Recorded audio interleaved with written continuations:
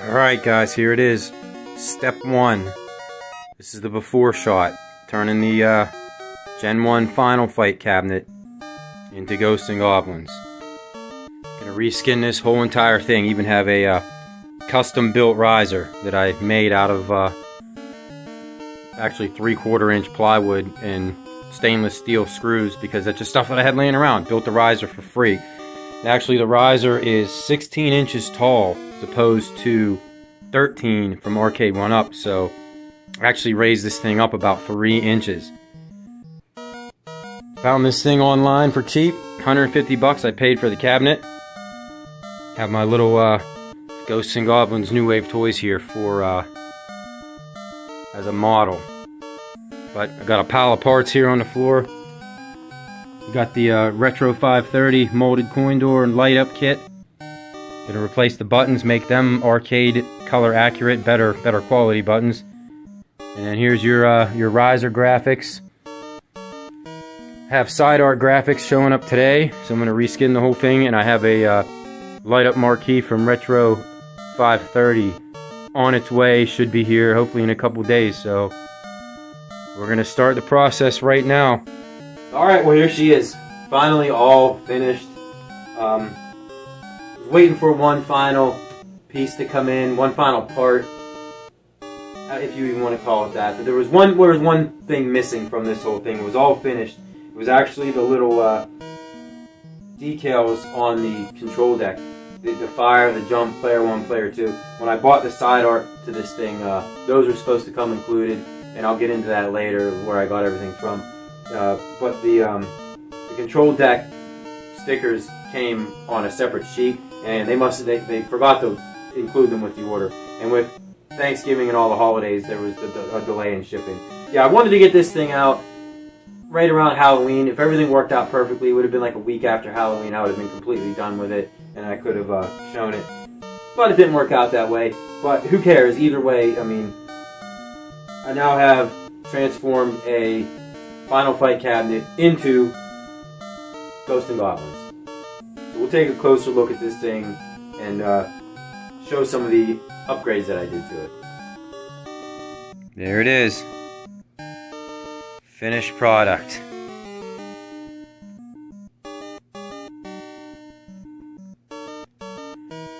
Not too bad. Cabinet side art looks great. Yeah, I think it turned out really, really well, considering it's literally just a Gen 1 Final Fight cabinet. If you're looking where I got the parts from, the marquee is Retro 530. I mean, as you know, the Gen 1s come with just wooden marquees. This thing, I mean, they'll give you the light box and everything. Looks like it's 3D printed, but it doesn't matter. I mean, it fits right in there.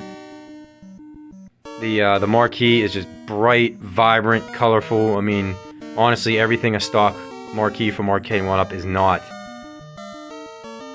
It even has the little Taito developed by Capcom. You know, you can see all that little small print. Everything is, the marquee is my favorite thing, and I believe it was only paid about 70 bucks for it.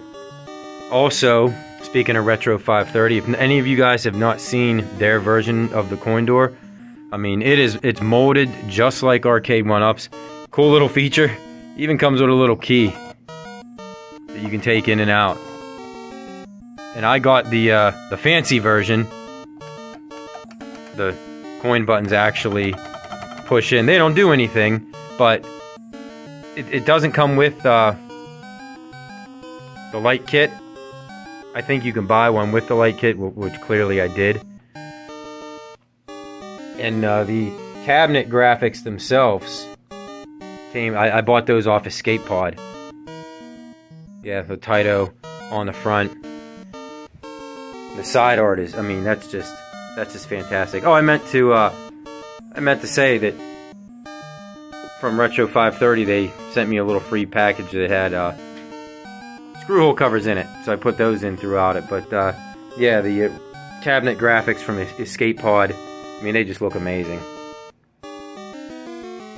The buttons, I even tried to customize those a little bit, try to make them more arcade accurate. I switched out the Arcade1up buttons for players 1 and 2 from white to black, and the blue and white, which were the Final Fight colors. I bought red and yellow. I bought a whole bag of them on Amazon for, I think it was like 12 bucks. I mean, the buttons aren't the greatest quality, but they're not the worst. They're better than Arcade1up's.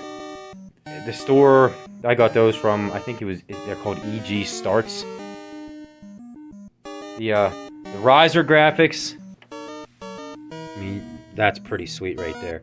From DB Graphics. And the riser itself, I don't know if you can see, is... I'm a bit of a cheapskate when it comes to this kind of stuff. So, you know, that's why a lot of my cabinets I buy are on sale, because I'm just cheap. But I made the riser myself. And I made it 3 inches taller than a normal Arcade1up riser. You know, because now it gives it that, like, the cabinet is perfect height for me. And when it goes into my game room, it's going to be on my platforms that I built. And it's going to be even taller. It's going to be almost as tall as T2, if you can believe that, once it's all said and done. The only other thing, so I had a little mishap whenever I was I was putting the side art on, so I had this cabinet laying on its side, and when I was walking, somehow, and I don't know how I managed to do it, my foot must have caught the old deck protector that came on this thing. And I don't know if and I never knew this, but the old Gen 1 deck protectors are like real brittle plastic, and it just snapped it right off, cracked it, pretty much ripped the whole corner off of it from this screw.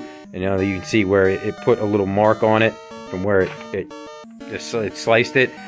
But I found a seller on Etsy. They're called Carved Design. They make Gen 1. I actually, more than that, I think they make all sorts of different types of deck protector, and they're like the newer Arcade1up style. They're like almost like fiberglass. But I mean, all the buttonholes, everything was already pre-cut. Even the little speaker holes lined up absolutely perfectly. The screw holes lined up perfectly. But here it is. You got the Ghosts and Goblins. And all it is a Final Fight cabinet. That's really all it is, just completely reskinned. But it is kind of cool that I have that option now of... I think I'm eventually going to mod this thing. I'm going to take the stock PCB out, put a Raspberry in it. That way I can play a bunch of different games. But it is cool right now that, you know, I can put this thing in my game room. Looks like Ghosts and Goblins. You switch off of Final Fight. You just load the Ghosts and Goblins game, turn the volume on, and... it goes through its attract mode, its demo mode like that, and I mean, if you didn't know any different, you'd think this was a Ghosts and Goblins cabinet. So I'm extremely happy and satisfied with everything. I will say one thing: putting on cabinet artwork sucks. If any of you have never done it before, it's a challenge. I would say on your side art like this, absolutely have help. And the one thing that it was probably the hardest was the bezel graphics. That was quite challenging to put on there, but everything turned out great. There's, you know, a few little minor imperfections and whatever. I mean, it's the first time I've ever done it, and I used my little New Wave Toys Ghosts and Goblins cabinet as my template to try to match, since that thing looks almost identical to a real arcade cabinet from Ghosts and Goblins. I figured that's probably pretty good to go by, so that's where I got the idea for to change the buttons out and try to get the skin that matched that as best I could. I mean, it's not perfect. I mean, this is probably the closest to Arcade1up Gen 1 side graphics I could find. But yeah, I mean, I'm really happy with it. You know, this thing with the coin door, the great coin door that Retro 530 makes. I mean, it beats Arcade1up stock coin doors, no doubt about it. Yeah, and that marquee, changing out the buttons. I mean, it's cool. Ghosts of Goblins, one of my favorite games. Whether it's arcade, NES, you know, it doesn't matter. Extremely challenging, as you all know. But yeah, I'm really happy with the way this thing turned out, and I mean, it's just cool to have something different, because I don't ever anticipate Arcade1up ever coming out with something like this. Now, New Wave Toys, on the other hand, I'm not going to rule that one out since they already made the 6 scale.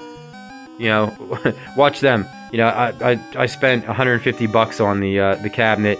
I think it was another 140 for the graphics, 50 for the riser graphics, 50, 60 for the coin door, 70 for that. So I put a little bit of money in this thing. And I had to spend another $40 for the deck protector because I busted it. But I put a little bit of money into it. It was just something fun I wanted to do, though. But yeah, but watch New Wave Toys come out with a 3/4 scale Ghosts and Goblins next year that'll look identical to the original. I mean, I know that's probably a stretch, and it'll probably cost more than what it cost me to do this.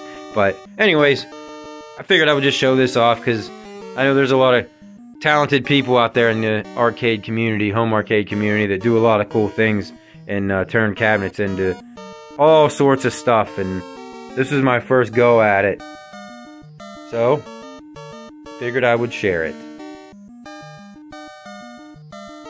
So yeah, if you want any extra details on where I got these, any particular item, because any one of these shops that makes these things, they do all sorts of different types. I mean, whether they're an actual Arcade1up brand or not, I mean, they do all sorts of stuff, and I'm happy with the quality on literally everything that I bought and put on this thing. The buttons, like I probably should have went all out and bought nicer buttons, but like I said, these are definitely an upgrade over Arcade1up. So yeah, again, if you want any info on where I got any of this stuff, like you want me to provide links or whatever like that, just hit me up. I'll let you know. And alright everybody, yeah, I know I'm a little late on this one. I was hoping to have it done around the Halloween season. There was just some delays on some stuff as usual, you know, that kind of stuff happens. But wait, whatever, we got a Ghosts and Goblins cabin for Christmas now. So alright everybody, I appreciate you watching.